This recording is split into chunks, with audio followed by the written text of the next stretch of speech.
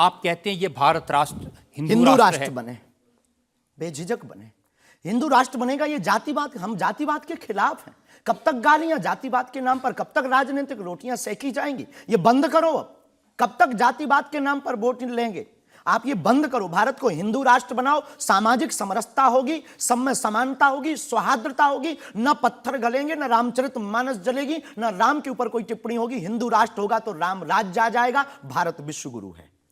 शास्त्री जी, ये जो देश है ना, ये भारत के संविधान से चलता है। वो संविधान जो बाबा साहब अंबेडकर ने बनाया था। क्षमा कीजिए, हम उसके आदर करते हैं, हमारे पूर्वजों ने स्वीकार किया। कहां आदर कर रहे हैं? वो संविधान कहता है ये धर्मनिरपेक्ष राज्य है, इसमें रिलीजन के नाम से इसको देश नहीं बनाया जा सकता।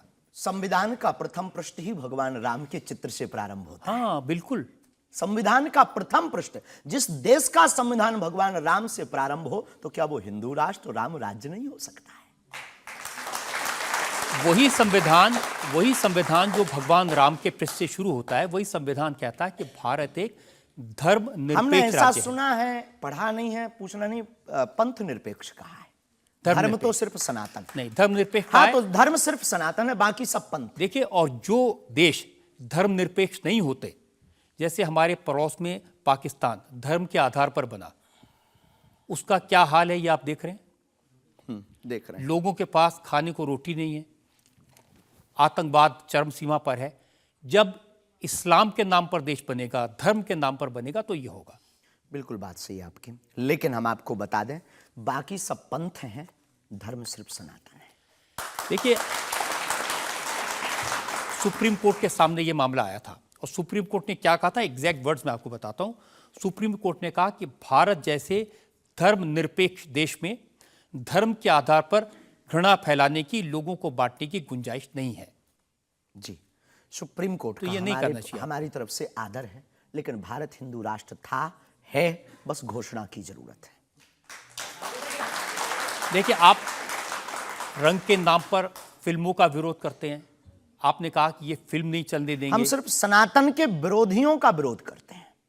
कोई रंग से, कोई व्यक्ति से, किसी संप्रदाय से हमारा कोई विरोध नहीं। सनातन के विरोधी से हमारा विरोध है, वो किसी भी बिरादरी या समुदाय या समाज का, चाहे भले ही क्यों। देखिए, आपको यह भी समझना होगा, जिस फिल्म का आप इतना विरोध कर रहे थे, जिसको आप कह रहे थे कि लोग देखने ना जाएं, उसको करोड़ों ने देखा और वो लोग सुपरहिट फिल्म हुई।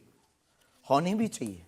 हमने सुना सुधार भी किया है, और सुधार करके कोई करे तो फिल्मों से हमारा कोई विरोध नहीं है, क्योंकि वो एक कला है और कला के प्रति हमारा सम्मान है। वही होना चाहिए। और आपको कला के प्रति हमारा सम्मान है नहीं, लेकिन आप तो बार बार, कभी आप आमिर खान की फिल्म का जिक्र करते हैं, कभी क्योंकि वो पीके वाली मूवी बना करके भगवान को गाल पर चिपका करके शंकर जी को बाथरूम में बंद करता है।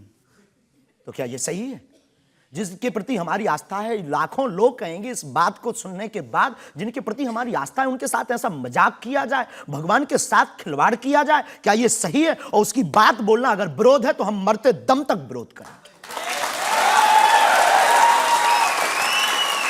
शास्त्री जी, मुझे कभी कभी लगता है कि चूंकि आपकी उम्र कम है, जैसे आप भिंडरान को नहीं जानते, ऐसे ही फिल्मों का इतिहास भी आप नहीं जानते।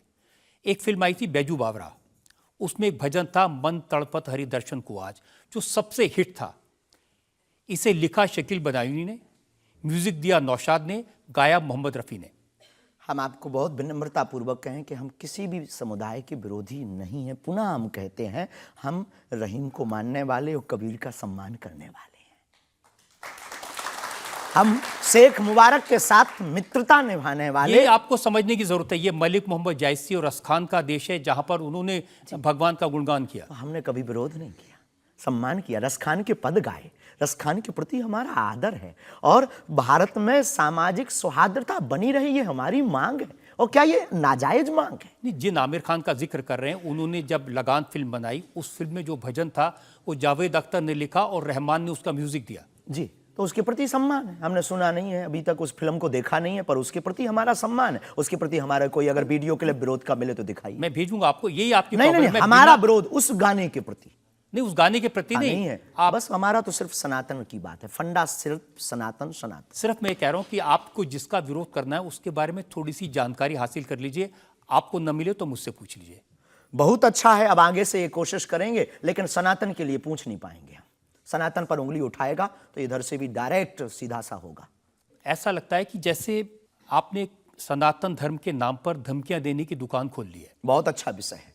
अगर किसी को यह धमकी लगती है तो उसे लगना चाहिए, क्योंकि प्रत्येक भारतीय नागरिक को बोलने का अधिकार है और हमें भी बोलने का अधिकार है सनातन के लिए, क्योंकि हमारा जन्म सनातन के लिए हुआ, हमारा जीवन सनातन के लिए है और हम मरेंगे भी सनातन।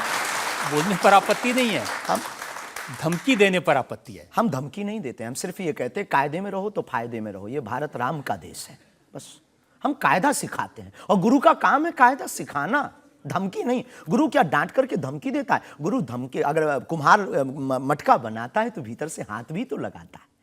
तो हम तो गुरु परंपरा के हैं, तो गुरु के नाते हम समझाते हैं, माय डियर, मेरे प्यारे, सनातन के लिए मत बोलो।